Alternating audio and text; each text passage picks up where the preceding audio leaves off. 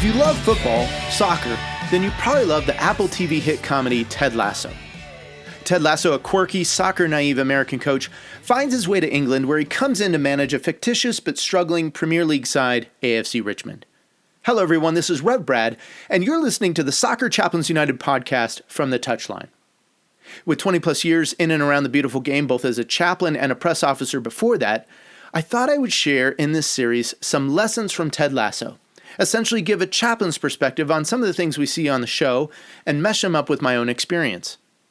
In this series, I'm going to try not to over-spiritualize what we see on the screen, but I do want to comment on some of the elements that I believe can be great points of personal and professional development, no matter your role or relationship with soccer. Whether you're an athlete, a coach, a staffer, or an executive with the beautiful game, I think this series will be fun, creative, and have a little bit of everything for everyone.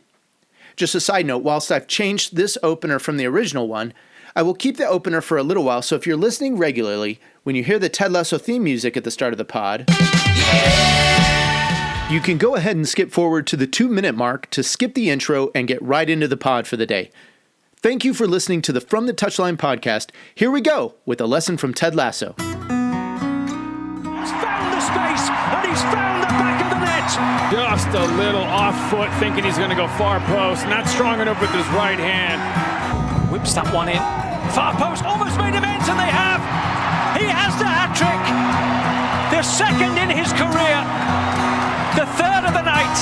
The hat-trick hero. Talked about you're not going to be able to sustain that kind of pressure.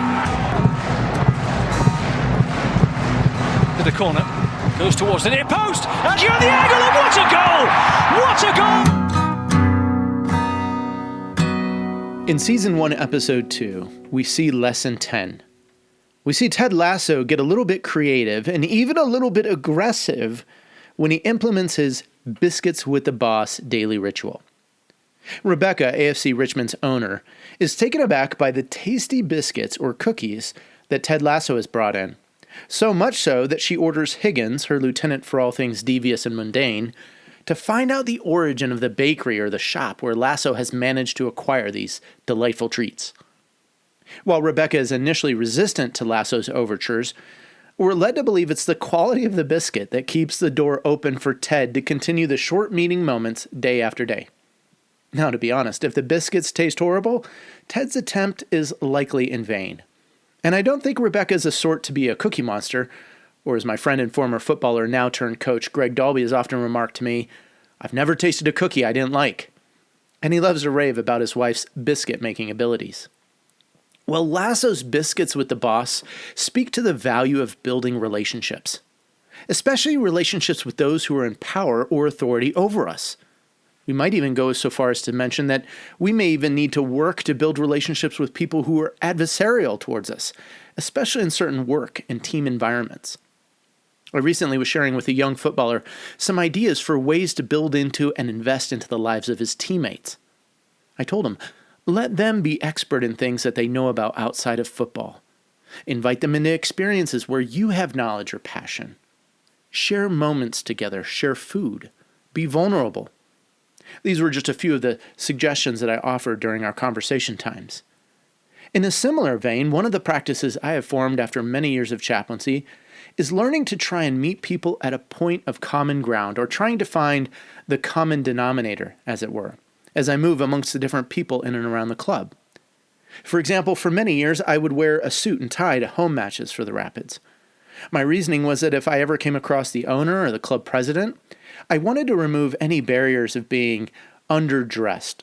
And sometimes there were doors that I needed to walk through, and the sort of decorum that and the dress that I wore helped open those doors.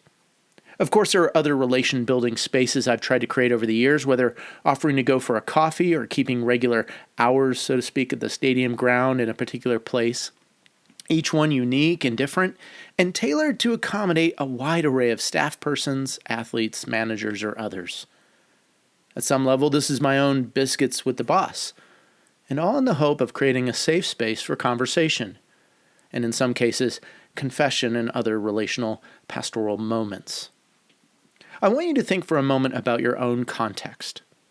How can you create a Biscuits with the Boss moment in your own team or your club environment? Maybe as a coach, there's a technical director, a team president, a GM, or a college AD that you need to develop a relationship with.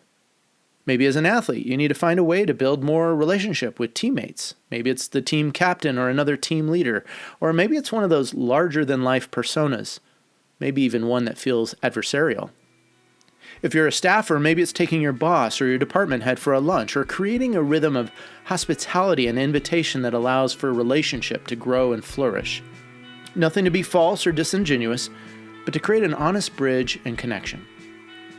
In the Bible, in Revelation 3:20, John famously records the invitation of Jesus to all of us. "Here I am. I stand at the door and knock. If anyone hears my voice and opens the door, I will come in and eat with that person and they with me." I think Jesus would endorse this Biscuits with the Boss idea of Ted's. And my friend, if he's knocking, you and I should know that it's tasty, savory, and good. Best biscuits around, I guarantee. Well, thanks for listening to this lesson from Ted Lasso. This is Reb Brad coming to you from the touchline.